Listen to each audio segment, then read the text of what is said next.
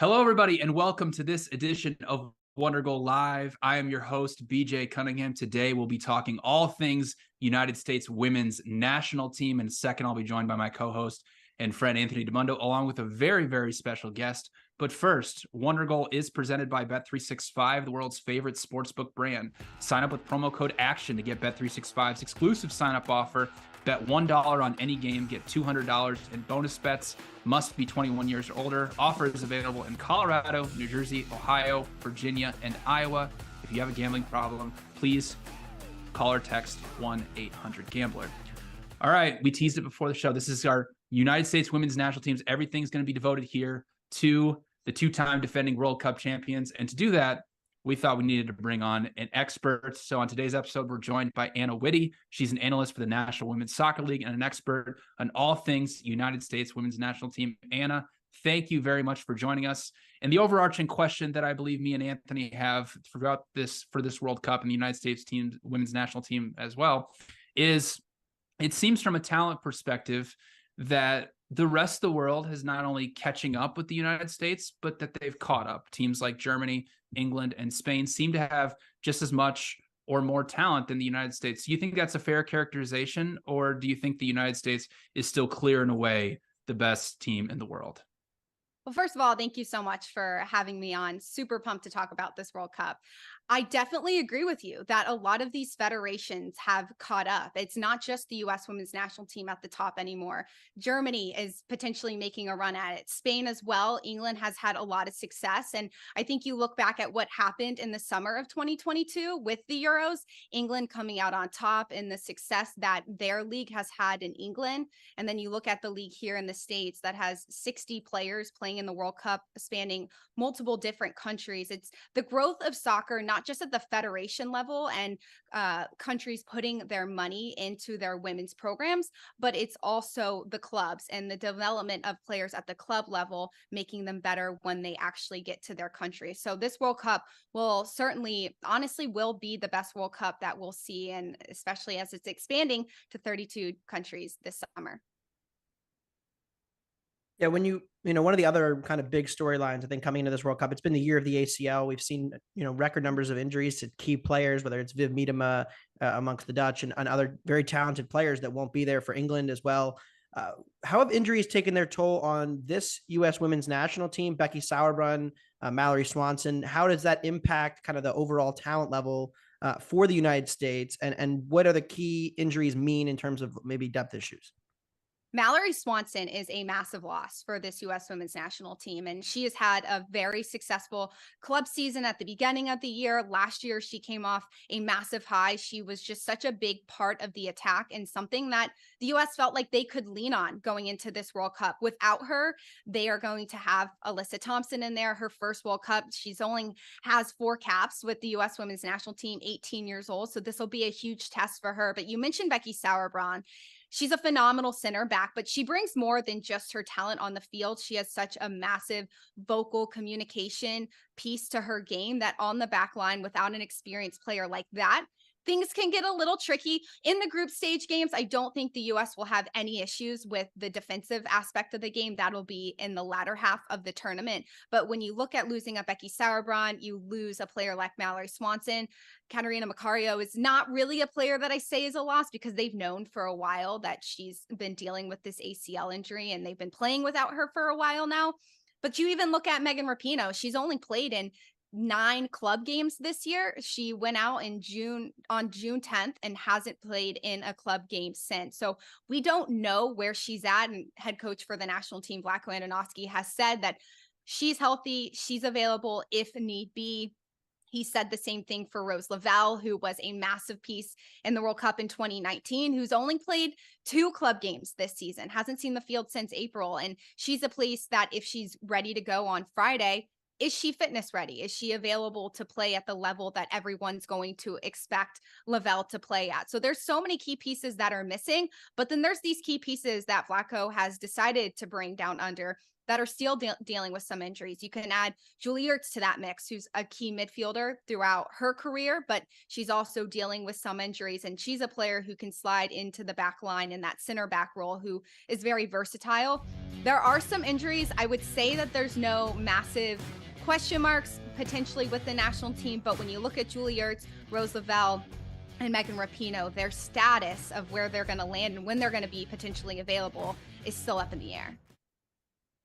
You mentioned the manager Adamowski. The United States coming into this World Cup, obviously they've won every single match in 2023, but they had a poor showing at the 2021 Olympics. And then last fall, they had 3 losses to some of the top teams in the world in Germany, Spain, and England.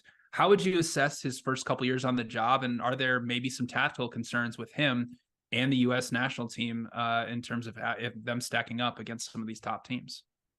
Vlatko Adamowski's been a part of this team since 2019. So he's had 4 years to figure out who he wants to play with, the style he wants to play with, the type of players he wants to play with. I would say they're in a good place in the aspect of going into this tournament. They have good key pieces in certain positions, but throughout these past 4 years, I would have liked to see him bring in some younger players to mix them in with the Megan Rapinoes, the Rose Lavelle, see how those partnerships might look next to each other. 2 of the big pieces that he left back in the States, Ashley Hatch and Sam Coffey, who've had phenomenal NWSL seasons. And he's been a big proponent of the NWSL, saying that season, the beginning of the season, was going to be a big reason as to why he brings certain players. When you leave an Ashley Hatch at home, who's had 8 goals, 2 assists in NWSL play so far, she can score goals. She can be a part of that attack.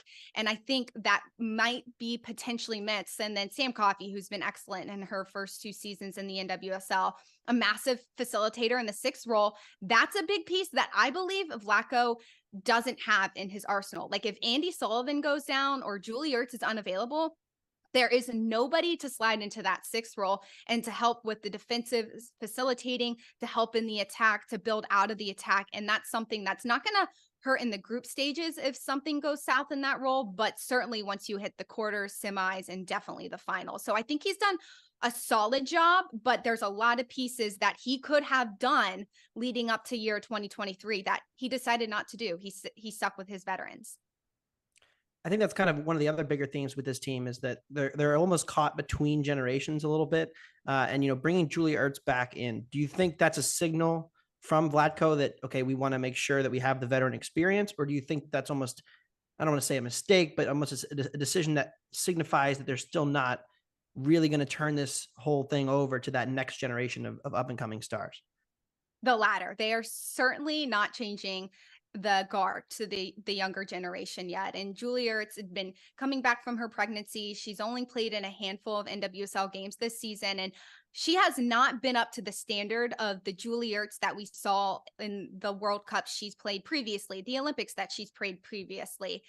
That's okay, but bringing her after just a handful of NWSL games and before that, not playing for the last 2 years is a massive risk. And he already has so much leadership on this team. Kelly O'Hara, we've mentioned Megan Rapinoe, Alex Morgan is a part of this team, Alessa Nair in goal. There's no lack of leadership or necessarily a lack of talent at the veteran role. Julie Ertz brings in that leadership and that talent, but a Sam Coffey could slide into that 6th role. She's now the captain for the Portland side, now that a lot of the international players are gone. She's trusted with so much at just 24 years old that if Vlatko had decided to bring her to Australia, New Zealand, they would have been completely fine. I would have brought Sam Coffey out over Julie Ertz. I don't think it's necessarily a bad decision, but I think Coffey just provides a lot more that Ertz doesn't because she's been out of the game for a bit. Speaking to the United States actual draw going through this World Cup, it seems pretty favorable if they can win their group. They're going to play the 2nd place team in Group G, which is a very weak group as well. How much does this draw in terms of how favorable it sets for the United States, even in the quarterfinals, having to play potentially Norway or Japan and having to avoid some of these top teams? Does that benefit the United States, getting the lead up through this group stage, through a couple of matches, and be fresher and more ready to face potentially maybe a Spain or a Sweden in the semis? Definitely, the US could use this group stage to kind of build to where they want to go. And not only from a talent aspect, because a lot of these players have been together for a good amount of time. They played in a send-off game last Sunday. So they've gotten experience together. But playing against a team like Vietnam, who's entering their first World Cup, is going to give them confidence. You play against a team like Portugal, who's also entering their first World Cup. Netherlands is the game that they play next Wednesday, and that's who they played against in the final back in 2019. It's going to be a better test for them as they move out of the group stage potentially. And I think this U.S. women's national team, the biggest thing against Vietnam and Portugal that we've seen building up to this World Cup is they've really struggled in being dynamic in the attack. Ireland held them to a lot of close games, and we watched them play against Wales. They didn't score until the second half of the actual second half. And it's not only these teams are going to come at them and make it very difficult for them to defend. It's going to be, how are they going to score goals? How are they going to make themselves dangerous inside the 18 when it's going to be 5 against 10 at multiple instances? These teams like Vietnam and Portugal aren't going to give them a lot to deal with when it comes to down the flanks. Players like Naomi Girma, Alana Cook aren't going to be dealing with a lot defensively, but Alex Morgan, Sophia Smith, Trinity Rodman, some of these massive goal scorers are going to have to step up big in the group stage to put away 5 or 6 goals potentially. And how is it going to look when they've struggled heading into the World Cup to do that against opponents? You kind of hinted at and suggested some of the names, some of the young and up and comers that are kind of breaking their way into this team. If I haven't watched the U.S. women's national team since 2019 World Cup or since the 2021 Olympics when we lost, who are some of the names that have emerged in the last couple of years as a part of that new guard that's trying to break down the door? Sophia Smith is a massive piece for this national team. She's still very young. In her NWSL play so far this year, she's had 10 goals, 5 assists. She's super dynamic and she's improved in her game. And not only being that true 9 goal scorer, but she can facilitate play with players around her. Trinity Rodman is another massive name who has come up the NWSL ranks, now being with the national team for the past few years. She's had 4 goals, 2 assists in NWSL play. She had a brace in the send-off game against Wales the other week. The other thing that Trinity Rodman has in her arsenal is Ashley Sanchez, who's another new player to this national team. Those two are not only teammates with the Washington Spirit in the NWSL, but they're best friends. And their partnership works really well with Sanchez playing in the attacking midfielder role. She'll get forward, play it out to Trinity Rodman, or she'll get inside the box to receive a ball from Rodman inside. Those are 3 massive names. And then on the back line, a name that you'll hear for years to come is Naomi Girma. She has played with the San Diego Wave, played her college days at Stanford. She is so strong on the ball, reads the game really well, and she's able to defend people really well in 1v1 situations. She's going to be a massive piece for this national team this summer, especially without Becky Sauerbrunn. And then you have Savannah DeMello, a player that Andonoski has given an opportunity after having a very successful NWSL run in her first 13 games this season. She's only 24 years old, but she had her first cap in the send-off game the other weekend, and she's so dynamic going forward. She's fun to watch, but she's really good at facilitating play on her own. So she doesn't need partnerships around her. And I'm really excited to see how she looks with the Alex Morgans, with the Trinity Rodmans, now that she's moving out of club, playing with the national team that's giving her those options for good pieces to play around her. So there are some really talented young players that if Andonoski had given them the reins completely and left some of these more experienced players at home, they would certainly be able to step into this World Cup opportunity and go full speed. Kind of going along those lines, I mean, everybody obviously knows the name, right? Megan Rapinoe. She's, she mentioned she's going to retire at the end of this NWSL season. Is she actually going to start, or are they going to start Trinity Rodman on the left over her? Megan Rapinoe will not start, and she's not played a game since June 10th. So I think even if he wanted to start her, it would be a risk. Trinity Rodman will definitely start. And Megan Rapinoe is a player not just with the U.S. women's national team, but at her club level. She'll start, but she's also better off the bench sometimes because she gives that electric ability to go down the flank when everybody's tired. She can exhaust a team, put balls inside the box. And Rapinoe's known for being so strong and being able to hold players off that in the 60th minute, when an opponent like Vietnam or even the Netherlands gets exhausted, you could put Rapinoe on the field, expect expect her to do her defensive responsibilities, but also get into the attack. So if I'm betting, I'm certainly not betting on Megan Rapinoe starting in any of these games, especially in the group stage with her injury, her age, and just kind of where this national team is at right now. So let's play a little fill in the blank here. The United States women's national team will win the World Cup if, what's the big key? The U.S. women's national team will win the World Cup if they can figure out how to be dynamic in the attack. There are so many talented pieces, and we've named so many of them so far with Alex Morgan, Sophia Smith. You have Trinity Rodman, who can get in the attack and score goals. Even Crystal Dunn, who's going to be playing as a fullback down the flank for this national team. But there's been so many instances where they're struggling to figure out the right spots, struggling to figure out the partnerships. Sophia Smith and Alex Morgan play that similar 9 role at the club level, and now Andonovski has asked Smith to play wider. She tends to drag in more centrally, but these movements are going to have to be a lot better, stronger, and they're going to have to be more dangerous in and around the 18 if they want to come out on top. I have a quick follow-up to that. Do you think that the issues they've had kind of in the final third and then around the penalty area, creating chances, being dynamic, do you think that's more of an issue of talent or tactics? Because to me, it feels like tactics, because obviously we know how good the talent is. No, I completely agree. It's an issue of tactics. And that relates back to what Andonovski has done with this team within the formations, with what he's decided to play. Right now, the U.S. women's national team is looking to play a 4-3-3 with 2 attacking players, 1 holding 6. But I think it's just getting those numbers forward, finding the right pockets, and just feeling out the game. I think the Vietnam game is going to be really telling who he's going to play in certain spots and who is better in what positions when balls come inside. So definitely tactic, not talent at all, because I think where the U.S. is the best is certainly in the attacking third with the players they have as forwards. All right, one last fill in the blank. You've obviously mentioned some of the problems of the United States, but if the United States does not win the World Cup, it will be because of this. If the U.S. doesn't win the World Cup is because their outside backs get injured. And Crystal Dunn and Emily Fox are massive pieces to this back line. And that's where Vlatko Andonovski did not bring his depth this summer. And Crystal Dunn can get forward. She typically plays in a more of attacking midfield role in her club play anyway. Emily Fox is the same way. She'll cut in centrally and help in the attack. If either one of those players gets injured, it's going to be Sophia Huerta or Kelly O'Hara coming into the game.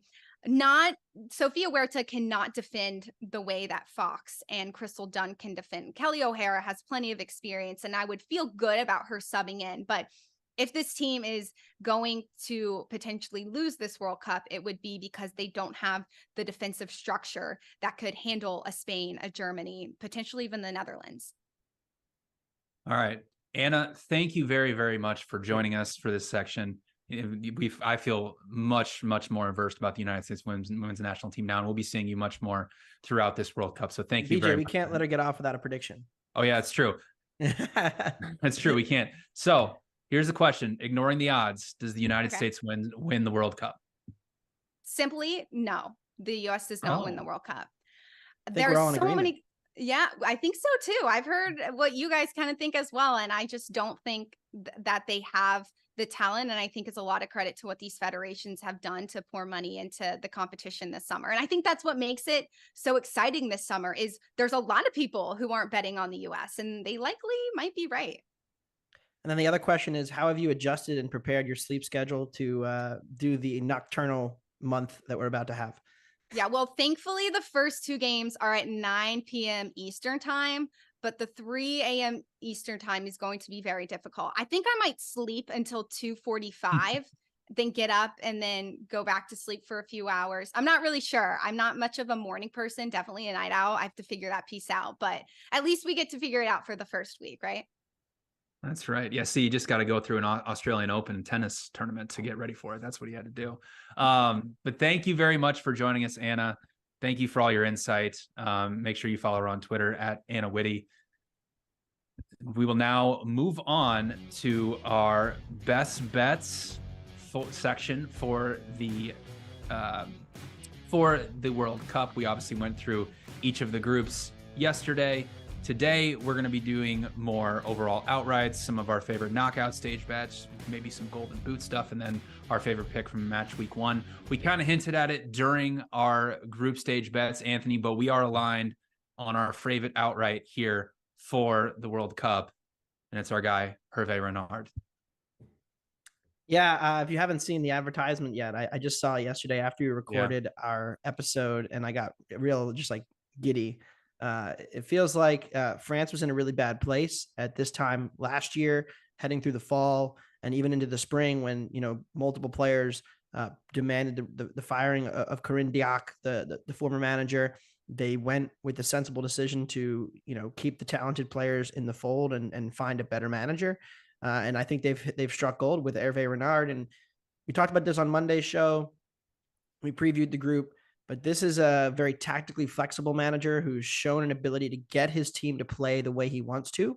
And I think that's really the biggest skill you can have for an international manager, because you're not going to be able to drill all these complex pressing tactics or, establish a true identity. But if you can get your players to execute the simple tasks that you want them to and change flexibly, I think it makes a huge difference in a tournament setting when you're going to face teams of different quality, different tactics, and different talent. And it's win or go home for the majority of the tournament. Pretty much every consequential match that France will play in this tournament will be an elimination match because of their group being relatively weak after Brazil. So I like France 13-1 to win the whole tournament. We're in agreement there. I bet them plus 170 to make the semifinal. If you look at what their potential path could be, if they were to win the group, they would play the second place from Team H, which could be Colombia, South Korea, or Morocco, most likely. And they would be a heavy favorite over all three of those teams. They just rolled Colombia in a friendly by 3 goals a few months ago, one of the first matches under Renard. A potential quarterfinal with Australia or Canada, depending on how that group broke out. I would make them a favorite in terms of true talent over both of those teams. I think that, playing Australia in Australia could be a difficult task, but overall, I think that's a pretty friendly path to the semifinal when you compare it to, say, England or Germany, who's going to be much more challenged to playing one another potentially in a quarterfinal. So I like the French. Eugenie Le Sommer, somebody that I've loved at the international level for multiple World Cups now. I thought France would do it in 2019 at home. And they really were the better side in the match. They ultimately were eliminated in that tournament. So it's not like this French team doesn't have a ton of experience going toe-to-toe with the best teams. So given their price being so much lower than the Germanys, the Englands, the Spains of the world, I just don't necessarily agree with that. And so at 13-1, allez les bleus. And as I said yesterday, ramenez la coupe à la maison, bring the cup home. It's a famous song from the 2019 French men's team that won the World Cup. Yeah, I agree. That's going to be my favorite outright as well. I mean, you mentioned, Hervé Renard, his tactical flexibility. Also, France has one of the best center backs in the entire world in Wendy Renard. So if they want to play a high line counter pressing style, they can do that because their center backs are so good. And there also can be a very slow build up style team. And like you mentioned, Le Sommer, Diani, really, really talented attackers, some of the best talent in the entire world. So France 13-1. And you mentioned that path. If it's relatively easy to get into the semis, if England and Germany play each other of a repeat of the Euros, that's going to be a very emotionally draining match. And then they're going to have to get up and try to face France here in the semis. So I agree with you. I love France at 13-1. My other favorite one is Sweden at 20-1, a team that has loads and loads of talent. Well, Rolfo is an incredible winger for them. Their path opens up pretty nicely because what we've discussed about the Spanish national team and the potential mutiny that's happening there. Well, if Sweden wins their group, they're going to get a very favorable second place team in the round of 16, and then they'll get to play Spain. And then obviously we'll have to play, potentially the United States in the semifinals. But Sweden, who is the 3rd ranked team in the world, and has had really, really good results, made it all the way to the semis of the Euros before losing 4-0 to England at a price of 20-1. Given the talent that they have, it wouldn't shock me if they give the United States a lot of trouble when they get to the semifinals. All right, so that'll do it for our favorite outrights here. We will move on to our favorite group stage bets. We've already kind of teased them a little bit yesterday, but Anthony, after the dust is settled, after we went through everything yesterday, what is the one or two group bets that you came away being like, these are my 2 favorites, these are the 2 I love the most? Yeah, Portugal 8-1 to advance is my favorite long shot. You can find a Morocco 50-1 to advance out there, which is worth a sprinkle as well. But I'm gonna use Portugal here for this. They get put in a group with the United States and with the Dutch. Now, I think that of all the newcomers and debutantes, they are the team most likely to make a real impact in this tournament. Portugal doesn't have the rich footballing history on the women's side that they do on the men's. But they do have a very assured way of playing. They have a very set tactical plan. And they've had some results in the last calendar year that kind of give you some hope that maybe they can stun a Dutch team that has been very up and down and has taken a couple beatings in the last few years that make me think that they're not quite as good as maybe the ELO ratings suggest. From an ELO perspective, the Dutch are a top 10 team. I think that's debatable, but we've seen this Portugal team show some real promise, right? They tie England. They get a 5-0 win against New Zealand. They played toe-to-toe with Japan in an eventual 2-1 loss. They were competitive in one match with Germany at home and then not so competitive in the second match away from home during the qualifying. And they relatively, rolled through qualifying except for their losses to Germany. So there are some things to like. And I think that given the Dutch defensive inconsistency and the loss of Viv Miedema, who hasn't really played most of the season, most of the year because of her ACL injury, I think it just lowers the floor enough on the Dutch that they could get surprised. And all you would need, if the Dutch draw the first game and they play Portugal, there is a chance that the United States would potentially rest their final game if they were to win their first two matches and play a somewhat rotated team, having already clinched the group. And that would open the door for Portugal to maybe steal that extra point they need to advance, or more importantly, potentially to keep the goal difference down in a potential tiebreaker scenario with the Dutch if the United States were to beat both the Netherlands and Portugal. With Vietnam being the fourth team and not really much of a threat in this group, I think at 8-1, Portugal is worth a shot. You can find them like plus 550 to win the game against the Dutch. I think there's more scenarios where they get through with a draw than maybe the market is suggesting there. So, like I said, 8-1, the Portuguese to advance in the group with the United States. Yes, I agree with you. I'm with you on that one. Our other favorite bet, I know you're aligned with me on this one, is one of the hosts, New Zealand, not to advance at minus 120 out of Group A. New Zealand, they got into this World Cup because they are the host and they got into pot one.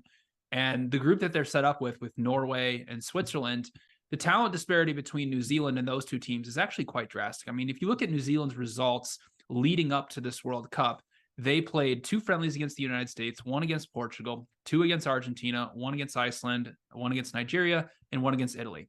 They got outscored 22-1 in those friendlies, and they were not competitive whatsoever. The only friendly they won was a 2-0 win over Vietnam, who is one of the longest shots in this entire tournament. They do have some talent playing in the NWSL and, over in Australia as well. But the style of play that they have, they're a very low block centric 4-4-2 type of team, but they will come out and press. And what happens oftentimes is they try to come out and press and they leave a lot of space in behind, and teams like a Norway, who's incredibly aggressive, and Switzerland, who's a very, very good build-up team, can punish you. And once that first goal goes in, then New Zealand tends to fall off. So at a price, and now they're sitting here at only minus 120. So it's because they're the host nation. It's because they're going to be playing every single game at home.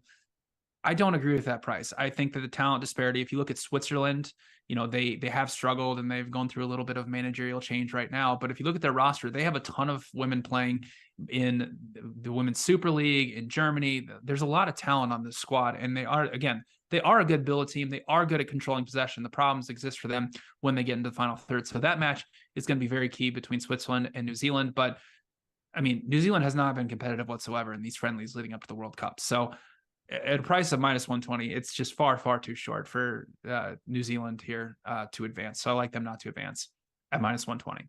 Yeah, I think it's a real question if they would have even qualified if they didn't get the benefit of having to qualify automatically because of they're one of the 2 host nations.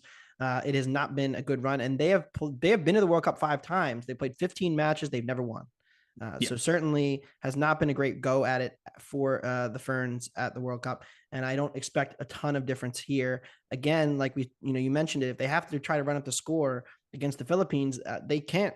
They're not very good at scoring in general. So their lack of dynamism and firepower could cost them in a potential goal difference battle if they were to draw Switzerland in that matchup that they have. So I think there's a real risk that they are kind of on the outside looking in, whether it's via the goal difference tiebreaker or they just get beat by Switzerland, who I think is a better team. I agree.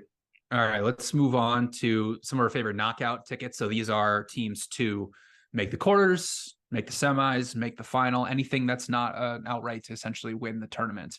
We are aligned on two of them. It's two teams we've already spoken of. It's France to make the semifinals at plus 170 and Sweden to make the semifinals at plus 250. We've already mentioned their past. We've already talked about them, but we each also have one separately. So why don't you talk about your number one favorite knockout stage future? So I went through and I filled out my little bracket here, and I kind of basically picked each group and came to a consensus on who I want as my final four to be, and kind of bet accordingly, looking at the numbers and kind of the market and where I feel about these teams. So, the top left quadrant, I have Norway, Japan, USA, Italy as the four teams that kind of get out of it. I think Japan could give Norway a game. I think that would be close, but ultimately United States and Norway are pretty confidently in the quarterfinals. And I don't really think Norway has that upper end talent to really compete with the United States, even though I think the United States is flawed. I think there's a world where I find myself betting against the United States, maybe in the spread markets, even though I expect them to advance. And so you won't see me betting the United States much in this tournament, but I do have them getting to the semifinal, where I think they would face Sweden coming out of that bottom, that region, because Sweden could face the Dutch in the round of 16, which wouldn't be an easy matchup by any stretch, but it also could be Portugal if what I think I said earlier about Portugal advancing, where they were to pull off that upset. The Dutch in general, though, I think they are just a little bit of a level below the Swedes, not to the point where they couldn't beat them in a one-off, but the Swedes are a more consistent team with a higher talent floor, just because of the Dutch being a little bit shorthanded in attack and having some inconsistent results in the last couple of years. And then I have them playing Spain in the quarters. Now, we talked about Spain as a risk and why they could flame out early. They're one of the more difficult teams to price, but Spain is an overwhelming favorite over Sweden in a potential quarterfinal if you were to look at based on where the market prices both of those teams to make the semis. So I'm going to take the dog there. And I think that given the risk of Spain having their issues, I'm going to take Sweden to make the semifinals at plus 250. So I've got the USA and Sweden making it to the semis on one half of the bracket. And then the other half of the bracket is where things get really interesting. I mentioned France and how their path is relatively friendly. So I've got them to make the semifinals at plus 170. I had them beating Colombia, South Korea, Morocco. Whoever comes in second there, I think they roll easily. Ultimately, I do think South Korea is the most likely to advance, but I wouldn't be shocked if it was Morocco as a potential long shot. Colombia doesn't really defend, so they're going to have their issues in that group. So France, for me, coming out of that top region, beating either Australia or Canada, whichever two came out from the top. And then in the bottom region, the bottom corner, which is really the section of death that's setting up here, I have England, Australia or Canada, and then Germany, Brazil. Those four teams all in the same region. All four would be top 10 in the FIFA rankings, the ELO rankings, which is more like a power rating system, not just the kind of antiquated FIFA rankings. Germany has the most talent, in my view, of those four teams. So I put them through to the semifinal, and at plus 170, I do like them there. I think they'd be relatively a coin flip against England. I think maybe you could argue, given England's injuries, that they should be the favorite over England. They outplayed them in the Euro final last year, and that was with Alexander Popp, who's their leading goal scorer and best striker.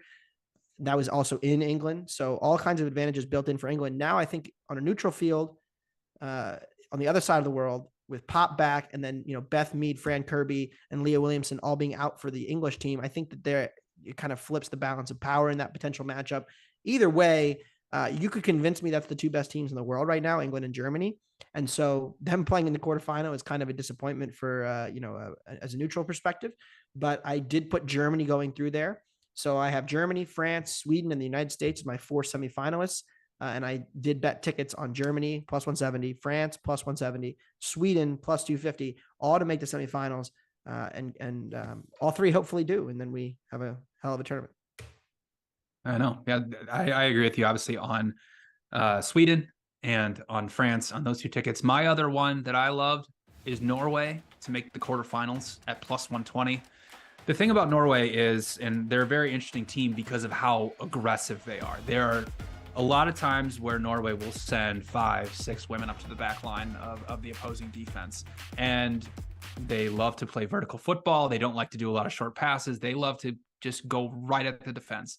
And when they're out of possession, they are a frantic counter-pressing team. And that can lead itself to a lot of high-scoring event-type matches. You saw at the Euros, they lost 8-0 to England. So there's a path where it's like, oh, this doesn't work. But then there's also this path where they have Anna Hegerberg, who has been one of the best strikers in the women's game. She was injured for quite a long time this season for Lyon, her club team, but she is back. She is healthy. They have fantastic midfielders, and their group A, sets up very favorably. Like we just talked about with New Zealand not having much talent, Switzerland being in a little bit of state of flux with their manager. So they should very easily get through Group A and win it. And then most likely will face Japan in the round of 16, and a Japan team that has a high floor, low ceiling. They probably will be favored in that match. So at a price of plus 120, I like Norway to make the quarterfinals. I don't think they're going to get by the United States, but at a price of plus 120, I think they probably should be around minus 110 or minus 120 to make the quarterfinals. All right, let's move on to the fun stuff now. Golden Boot. This is given out to the top goal scorer in the World Cup. Anthony, there are a lot of really, really good strikers in the women's game outside of, Alex Morgan or Sophia Smith around the world. And you are targeting one to lift the Golden Boot for her in her home country. Yes, I've got 2 Golden Boot tickets, one of which is Sam Kerr, 14-1. She plays for Chelsea in the Women's Super League, and she's been dominant there. Arguably the best striker in the world, I would say she is. Now she gets to go home and play for her home country. She scored 5 goals in 4 games for the Aussies in 2019. Typically, and if you combine men's and women's World Cups, you typically need to play about 5 games to get really into the conversation for the Golden Boot. Most of the damage in those tournaments is done in the group stage. You look at Kerr's potential path in the group stage. Canada will certainly be a tough matchup, but if they're able to win that group, that would put them very favorably to advance to the quarterfinals, which, like I said, is the key. If you can get to the semifinals and guarantee yourself a 3rd place game, then it's even better, just because of the 7th game counting toward the stats. The 3rd place game does count. So Kerr, 14-1. I think she's the best striker in the world. I think one of the problems you might see with, say, England or Spain, who will probably score the most goals in this tournament, is that they don't really have that concentrated player to score all of the goals. Of course, Alex Morgan is the favorite, but Sophia Smith is in the mix. For Spain, they've got 2 or 3 players with Hermoso and Redondo kind of all stealing the thunder from one another. And I think that could hurt Spain and the United States, even if, the United States scores 7 or 8 in their first game, which is possible. You could also see Canada really or Australia really run up the score. Sam Kerr did grab a hat trick against Jamaica, for example, in the last World Cup. So her getting that 5th match, if they're able to win the group and get that 5th match, I think that's a huge key for Kerr. And I really don't know that she should be priced any worse than those top favorites, given her underlying talent level. And then the other pick is Alexandra Popp. I talked about her when I was discussing Germany. I think Germany's going deep in this tournament. I think they're going to make the quarterfinals at a minimum. I wouldn't be surprised if they won the whole thing. And I think Popp is going to be a major reason why. She was out for the final of the Euros last year. She was a big loss for that team, but her underlying numbers in qualifying and her underlying numbers playing for Wolfsburg in Germany has been as good as, like I said, it's as good as any striker in the world. So I think Kerr and Popp are priced below these top talents with the Americans and the Spanish and the English, but I don't really agree with it. I think that they should be all priced relatively similarly. And so at 14-1 on Kerr and 16-1 on Popp, those are my 2 favorite tickets. There are some fun strikers on the lower teams and the teams that I don't think will get out of the group. And, that you're going to talk about. And I just think that it's very hard if you only get 3 games. Whereas, somebody like a Germany is playing in a very attack-minded group and then could get, like a South Korea could get like a Brazil and then, multiple matches after that. So the path, there's just more games, more math, more minutes to score. Yes. So my favorite ones, my first one is, I already mentioned her, Anna Hegerberg, who plays for Norway. We already mentioned how easy their group is. They're going to get to play New Zealand. They're going to get to play the Philippines. So 2 Really, really good matches for them, for a team that's uber aggressive in their attack. Hegerberg won the Ballon d'Or in 2018. Like I mentioned, she was injured for Leon this season, but the 2 seasons prior to that, she was a 0.9 XG per minute striker, one of the best strikers in the entire world. She is 25-1 to win the Golden Boot. Given that favorable group, given the fact that I do believe that she is going to make the quarters, all it takes, Anthony, is a 9-0 win over the Philippines, and Hagerberg scores 4 or 5 goals, and suddenly she leads the Golden Boot race. But you could say that also about the United States playing Vietnam and some of these other teams playing smaller nations. Another one I really like is Sweden Blackenstenius, Arsenal striker. She scored 13 goals between the Women's Super League and the Champions League this season. She was in the 94th percentile for non-penalty expected goals. She is 30-1 for a team that we already mentioned we really like to make the semifinals, in a very favorable group as well, with Italy, Argentina, and South Africa. A good opportunity here for her to bag a bunch of goals there. And then the path obviously opens up playing a second place team group. That's going to be very favorable in the round of 16. Then my last one, before I get to the super long shots that I like, Diani for France. She's 20-1 to win the Golden Boot.